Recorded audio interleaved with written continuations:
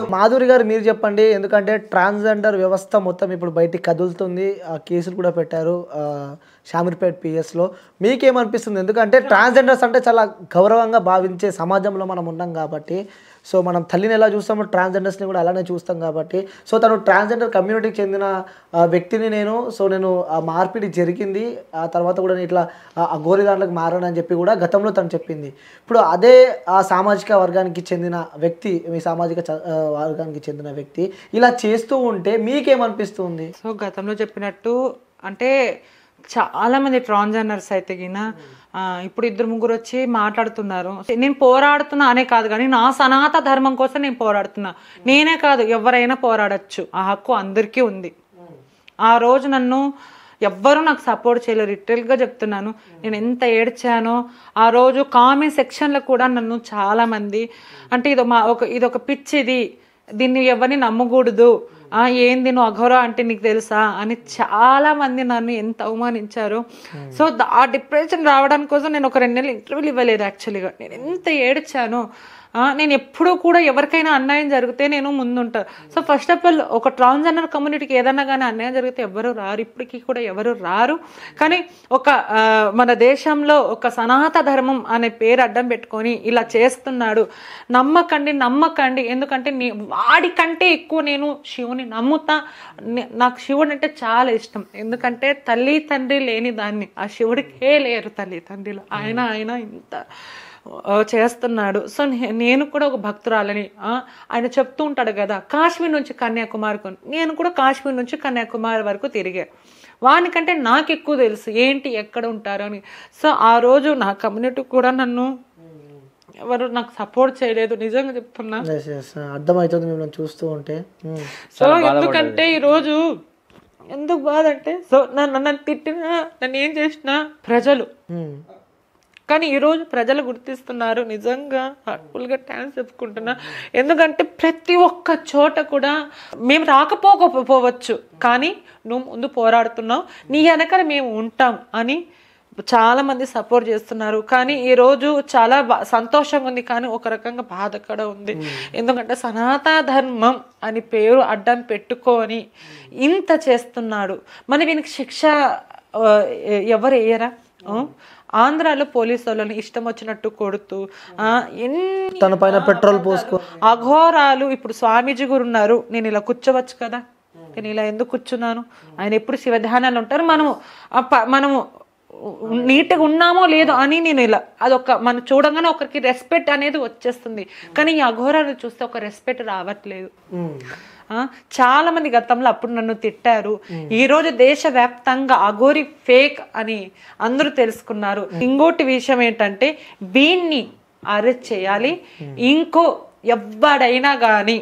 ఇంకొకడు ఎవడైనా గాని వేషధారణ వేసుకొని జనాలు మోసం చేయాల అనుకునే వాడు ఎప్పుడు కూడా ఉచ్చబడాలి. వాడికి సనాతన ధర్మం పేరు అడ్డం పెట్టుకుని వచ్చే ప్రతి ఒక్క నా కొడుకు, దొంగ నా కొడుకు ఎవరైనా కానీ వాడు ఉచ్చపోసుకోవాలి. ఓకే, మీరు ఆ ఫేక్ అని చెప్పి మీరు చెప్తున్నారు. ఇంకా తను మీడియాలో మాట్లాడుతున్నాడు, కొన్ని వీడియోస్ చెప్తూ ఉన్నాడు. ఏమని? నేను నమ్ముతాను, అన్నిటిని నేను నమ్ముతాను, ప్రతి విషయంలో కూడా తను ఆ శివయ్య అనుకుంటా. సో తను కొన్ని వాక్యాలు అంటే తనకు వచ్చిన కొన్ని పూజలు తను చెప్తూ ఉన్నాడు. మరి ఇంకా మీరు వెనకలే విగ్రహాలు ఉన్నాయి. మనం ఎక్కడన్నా ఫోటోలు చూస్తే పోయేటప్పుడు కనబడితే స్వామి చల్లగా ఉండాలని మనం ఇలా చేస్తాము. వెనకాల విగ్రహాలు ఉండి, బీర్ బాటలు ఉండి, అదేంటి బీర్ బాటలు అంటే కాలభైరవకి పూజ అంటే, మళ్ళీ కాలభైరవ పూజ అయిపోయిన తర్వాత పాడేయచ్చు కదా. అంటే నువ్వు అక్కడ డిక్కీలో ఉన్న అమ్మ వాళ్ళకి నువ్వు విలువ ఇవ్వట్లేదు, నువ్వు సమాజానికి నువ్వేం సమాధానం చెప్తావు?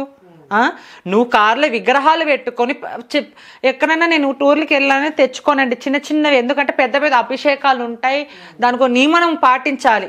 అన్నంత పెద్ద విగ్రహాలు తెచ్చుకొని ఆ కార్లో ఆ రాశిలీలలు ఏంటి, ప్రేమ ఎంత మధురం అని పాట పాడడం ఏంటి, స్వామి ఒక విగ్రహం గిఫ్ట్ గా ఇవ్వడం ఏంటి, సుబ్రహ్మణ్య స్వామి. మనకి తెలిసి ఇంత తెలియకుండా కారు ఎంత భూత పురాణం జరిగి ఉంటుంది. అమ్మవార్లు పెట్టుకొని మళ్ళీ ఈ రోజు నేను ఒక మాట అడుగుతున్నా. ఆ రోజు నన్ను చాలా మంది అవమానించారు కదా, ప్రియా చౌదరి మేడం కానీ చాలా మంది కమ్యూనిటీకి అవమానించారు. ఓకే, పర్వాలేదు. ఈరోజు హిందూ సంఘాలు ఎక్కడ పోయినాయి?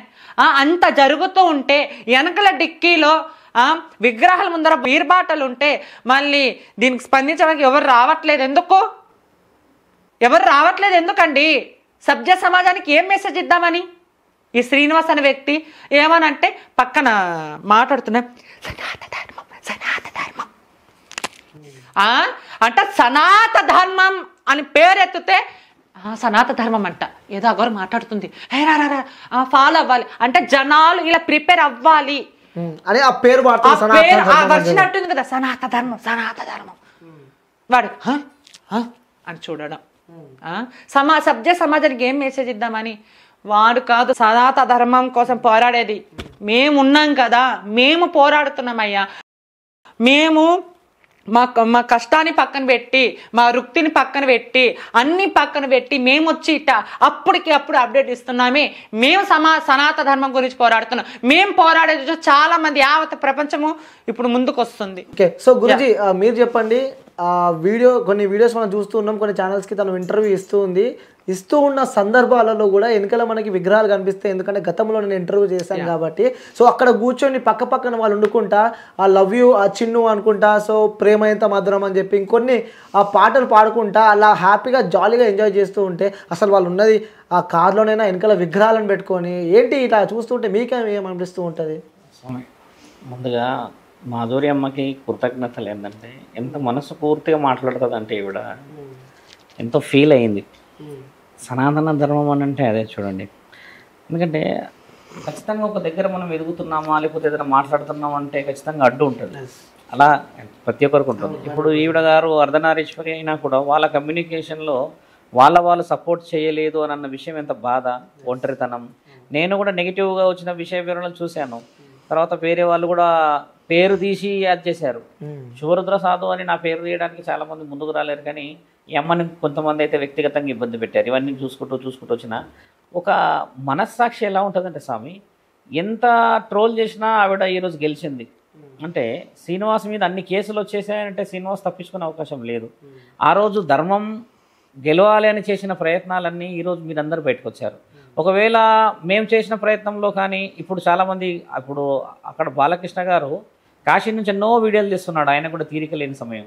అక్కడి నుంచి చేస్తున్నాడు అని అంటే ధర్మం గెలిపించడానికి ఇద్దరు మాత్రమే చాలు. ఈరోజు మీరందరూ తోడయ్యారు. నిజంగా అదృష్టమైన విషయం ఏంటనంటే ఈ వర్షిణి అమ్మ కూడా తొందరలో తెలుసుకొని సనాతన ధర్మం వైపు వచ్చేసిందా, ఆమె కూడా ధర్మం వైపు ఉంటుంది. ఎల్లూరి శ్రీనివాస్ అన్ని మోసాలు చేసుకుంటూ వచ్చాడు. ఒక విగ్రహ ఆరాధన అనేది భూమిలోనే చేయాలి, బాగా గమనించాల్సింది. మనం కొన్ని సందర్భాల్లో అయ్యప్ప స్వామి పూజ, పడి పూజలు చూస్తాం, శివుడి పడి పూజలు చూస్తాం కదా, అక్కడ ఊరేగింపు విగ్రహాలు మాత్రమే పెడతారు అక్కడ. అంటే అవి తీసుకెళ్లి మళ్ళీ ఎక్కడ పెడతారు, గుడిలో పెడతారు. మరి శ్రీనివాస్ చేస్తుంది తప్పు కదా. విగ్రహాలు అలా చేయకూడదు క్యారీ ఎప్పుడు కూడా. ఎందుకంటే ఒక విగ్రహం నిలకడ ఉంటేనే వాటిపైన ప్రమదగణాల శక్తులు ఉంటాయి. ఇప్పుడు కారులో తీసుకెళ్ళి నువ్వు అశ్లీలంగా ఉంటావా, లేకపోతే నువ్వు ఏ విధంగా ఉంటావు, అమ్మాయిని పెళ్ళని అంటావు, శోభనం అంటావు, కాబట్టి నీ వెనకాల దేవుడు ఉన్నాడంటే అసలు నమ్మను నేను. దేవుడు ఉంటే నీకు అసలు ఈ పరిస్థితి రాదు. ఒక రుద్రాక్ష వేసుకున్న వాడినే మనము పవిత్రంగా ఉన్నాడు అంటాం కదా. ఒళ్ళంతా రుద్రాక్షలు వేసుకుని నీకు ఇన్ని అవమానాలు పడితే నువ్వు పవిత్రంగా ఎలా ఉన్నావు? మరి మహాముక్కంటికి 3 కన్నులు ఉన్నాయి ఇలాంటి వాళ్ళని చూడడానికి. ధర్మం అనేది చాలా చాలా చాలా పెద్ద మర్మం, అది తెలుసుకోలేము అంత సులభంగా. కాబట్టి ఈరోజు మీరందరూ ఏకమై ఎన్నో విషయ వివరణలు వస్తున్నాయి. నేను ఛానల్లో ఉన్నానని చెప్తున్నాను. పొద్దున వచ్చిన కాల్ ఏంటంటే స్వామి, నాకు ఘంటసాల గారి యొక్క మనవరాలు ఫోన్ చేసింది పొద్దున. ఘంటసాల పేరు ఇక్కడ చాలా మందికి తెలియదు. మనకు తెలిసిందల్లా కొంచెం ఒక 30-40 సంవత్సరాల పైన ఉన్న వాళ్ళకి తెలుసు కదా. వాళ్ళ మనవరాలు ఫోన్ చేసి చాలా ఫీల్ అవుతుంది. ఎంత మధురంగా మాట్లాడుతున్నారు, సనాతనం అంటే చాలా తెలివిగా ఆడపిల్లల్ని కాపాడాలంటున్నారు. అసలు ఈ రోజుల్లో ఒకరిని పట్టించుకోలేని దాంట్లో మీరు అందరినీ ఒక దగ్గరికి తీసుకొస్తున్నారు, ఒక ఐకమత్యాన్ని తీసుకొస్తున్నారు. మహిళా సంఘాలు చాలామంది కదులుతున్నారు, మాట్లాడుతున్నారు, వారి యొక్క అభిప్రాయాలు చెప్తున్నారు అని అంటే అక్కడ నిజం ఉన్నది కాబట్టి వాళ్ళందరూ బయటకు వస్తున్నారు. అబద్ధం అయితే వచ్చేవాళ్ళం. మొదట్లో అఘోరాకే సపోర్ట్ ఇచ్చారుగా వీళ్ళందరూ. జై అఘోరి మాత అని అన్నారా? లక్షలు ఎలా పోతాయి, ఊరికే పోతాయా? త్రిశూలం పట్టుకొని తిరుగుతున్నాను నేను చెప్తున్నాను కదా స్వామి. ఒక పూజకి వెళ్ళినా మన దగ్గర ఒడి నింపడానికి ఆలోచిస్తారు. బాగా గమనించాలి. ఎంత పూజ 1.5-2 గంటలు గట్టిగా అరిచి మంత్రాలు చదివితేనే మళ్ళీ మన ఓడిలో ఏం పెట్టాలి స్వామి అని అడుగుతారు. ఇలాంటి వాళ్ళు కూడా ఉన్నారు ఇక్కడ, లేరని కాదు. ఇచ్చేవాళ్ళు ఉంటారు. కానీ ఇప్పుడు సనాతన ధర్మం అని పేరు చెప్పేసి ఒళ్ళంతా విభూతి రాసేసుకొని రుద్రాక్షలు పెట్టేసుకొని బట్టలు వేసుకోకపోతే ఇక లక్షలు ఇవ్వాలని ఎక్కడుంది స్వామి? 9 లక్షలు 10 లక్షలు 9-10 లక్షల విషయం కోటి రూపాయల దాకా వచ్చింది ఇప్పుడు వ్యవహార ట్రాన్సాక్షన్స్. అసలైన నాగసాధువులు ఏమో రూపాయి తీసుకోరు, మొహం మీద పడేస్తారు. ఇది ఉన్నాక మరి ఈయన ఎందుకు తీసుకోబోతున్నాడు అని అంటే మన వాళ్ళు తెలుసుకోవాల్సిన అవేర్నెస్ చాలా ఉంది అని అర్థం ఇక్కడ. ఎందుకంటే సనాతన ధర్మం అనేది తక్కువ శాతం మంది చెప్పి ప్రమోషన్ ఎక్కువ చెప్తున్నారు ఇక్కడ. నేను మొన్న ఒక ఛానల్లో పోయి కూర్చున్నా, ప్రముఖుల ఫోటోలు చూస్తున్నా, కింద నెంబర్లు వస్తున్నాయి. ఈ స్వాములు ఎక్కడ కనబడరు స్వామి అని అంటే ఇదంతా కొంచెం వేరే ఉంటుంది స్వామి, మీరు సీదా పైకి వెళ్ళిపోండి అని అన్నాడు. అంటే అప్పుడు ఏమర్థమవుతుంది ఇక్కడ చూసేటి అన్ని మంచిగా అనుకుంటున్నది సమాజం. అందులో ఎన్నో పూజలకు వస్తారు, పురస్కారాలకు వస్తారు. ఇప్పుడు ఎల్లూరు శ్రీనివాస్ విషయం కూడా సంవత్సరం పట్టింది స్వామి ప్రయత్నం. సంవత్సరంలో కూడా పరమశివుడు వేసిన పెద్ద బాణం ఏంటంటే వర్షిని పెళ్లి అయిందో లేదో కథ ఆయనకి మొదలైంది. పెళ్ళి అయితే అందరికి మంచి రోజులు రావాలి శ్రీనివాస్, నీకేమో మొదలైంది. చాలా మంది అంటారు పెళ్ళి అయితే బాగుంటాడు అటగా. ఈయనదేందో పెళ్లి అవుడవుడే మొత్తం. అక్కడ నుంచి మొదటి భార్య వచ్చింది, మహిళా సంఘాలు వచ్చారు, మంగళగిరిలో 4 కేసులు పడ్డాయి, మోకిలాలో 1 కేసు పడ్డది, ఈరోజు షామీర్పేటలో 1 కేసు పడ్డది, ఉమెన్ హరాస్మెంట్, ఉమెన్ ట్రాఫికింగ్, ఎన్ని కేసులు పడ్డాయి. ఇవన్నీ వదిలేసినాక శివరుద్ర సాధువు ఇంకో కేసు ఉంది, కాశీలో వేయబోతున్నా నేను నీ మీద. డైరెక్ట్ అఘోరాల అఖాడాల నుంచి నీ మీద వేపియాలి. ఎందుకంటే నీకు కావాల్సిన మర్యాద ఇది చిన్నది కాదు. శరీరానికి దెబ్బలు తగిలితే మారారు మనుషులు, ఇప్పుడు మనసుకు తగలాలి. ఆయన ఎంతమంది కొట్టలేరు? మంగళగిరిలో కొట్టిరు, అక్కడ పోలీసు వాళ్ళు కొట్టిరు, వీళ్ళు కొట్టిరు. ఒక ఆయన అయితే గుంజుకొని పోయిండు.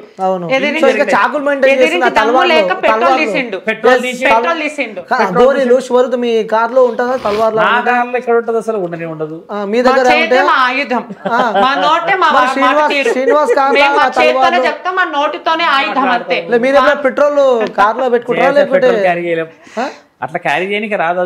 అదంతా వాడికి రూల్స్ తెలియవు, ఎలా అఘోరితత్వం ఎలా ఉంటుందో తెలీదు. అఖండ చూడు ఒకవైపే చూడు మాడిపోతావు అని బాలయ్య డైలాగులు కొన్ని అఖండ మూవీస్ లో, మంత్ర తంత్ర సినిమాలో ఒక మంత్రం చెప్పని వాళ్ళు గారు ఒక ఛానల్లో ఆ మంత్రాలు చదవండి అంటే ఒకటి చూపిస్తాను మీకు. ఉన్నది ఒకటి మంత్రము చదవండి అంటే ఆ మంత్రం ఎలా ఉందో మంచిగా చూపిస్తా మీకు. మంత్రాలు ఏమన్నా వచ్చా మీకు? వాయిస్ వినిపిస్తా. అది రాంది మేము ఇలా ఉండం కదా. ఓకే, ఒకటి మా కోసం ఏదన్నా మంత్రం ఏదన్నా.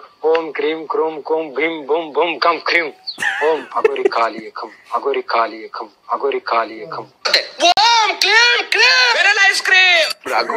సో వాడికంటే నేను ఒక డైలాగు, ఓం భగబుకే భగని బాగో తరి భగవాసనే ఓం క్రైం క్రీ బట్ స్వాహ ఆవాయ హామి.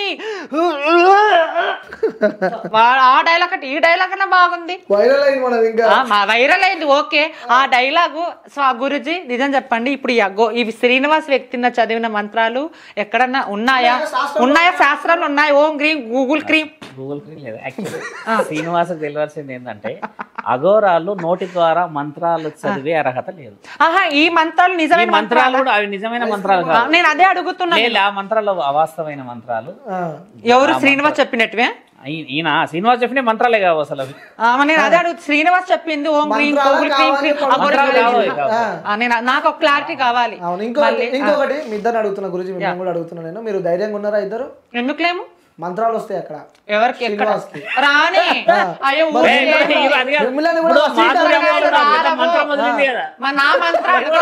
నా మంత్రము ఒకవైపు వాన మంత్రం వస్తే నా మంత్రానికి దేశం అంతా తట్టుకుంటారా? వసీకరణ చేస్తే మీతో అవుతుందా? ఫస్ట్ నన్ను చేతబడి చేసేసి మనం ఒక పని అయిపోతుంది. ఆ సత్తా కూడా చూద్దాం. మళ్ళీ రివీల్ చేస్తా కదా, ఘోరాన్ని అమ్మాడిని అంటాగా. మళ్ళీ ఆ ముచ్చట కూడా ఉంది. నువ్వు నిజంగా వసీకరణ నన్ను చేయి, నిజంగా చేయగల. మళ్ళీ చూస్తారు ఈ వీడియో అఘోరి శ్రీనివాస్ గారు చూస్తే భయపడిపోవాలి. గజగజగజగా దేశవ్యాప్తంగా నమ్మట్లేదు, మేమెందుకు నమ్ముతాం? అంతే ఏం లేదు. వాడికి నిజంగా ఒక మాట, నిజంగా మన మంత్ర తంత్రాలు వస్తే అవి వద్దు కానీ దేశాన్ని కాపాడమనయ్యా, చిన్నపిల్లల హత్యలు ఆపమనయ్యా, అది చాలయ్యా.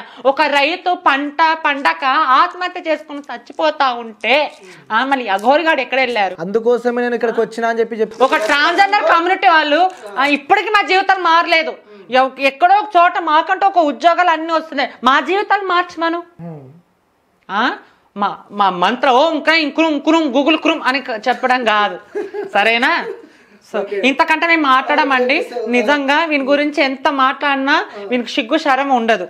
సో ఒక చివరిగా గురుజీ మీ ఇద్దరికి ఇప్పుడు నేను అఘోరి నా కాల్ అయితే లేపదు, లిఫ్ట్ చేయదు. ఆ రోజు నుంచి నా కాల్ లేపడం బంద్ అయ్యో చేసింది. గురుజీ అఘోరి అంటే భయం వేస్తుంది. ఒకవేళ నిజంగా లగెత్తుకుని వెళ్ళిపోవాలి, ఒకవేళ మాధురి గారు ఫస్ట్ మీరు అడుగుతున్నా ఇదే వీడియోలో ఇప్పుడు అఘోరి మీతో మాట్లాడుతుంటే, సో తను మాట్లాడుతుంది, మేము క్వశ్చన్ చేస్తుంది ఎందుకు నా పైన పడ్డారు, నేను నిజంగా సనాతన ధర్మాన్ని కాపాడే వ్యక్తిని నేను అని చెప్పి తను చెప్తూ ఉంటే తనకి మీరేం సమాధానం ఇస్తారు?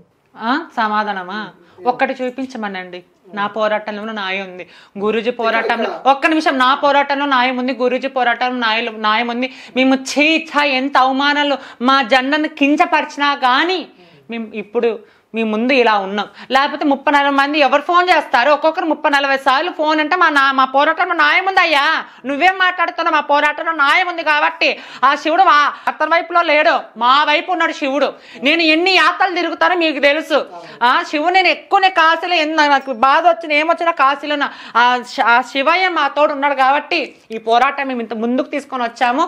ఇంకా ముంగట్టు కూడా మేము తీసుకొని వస్తాము.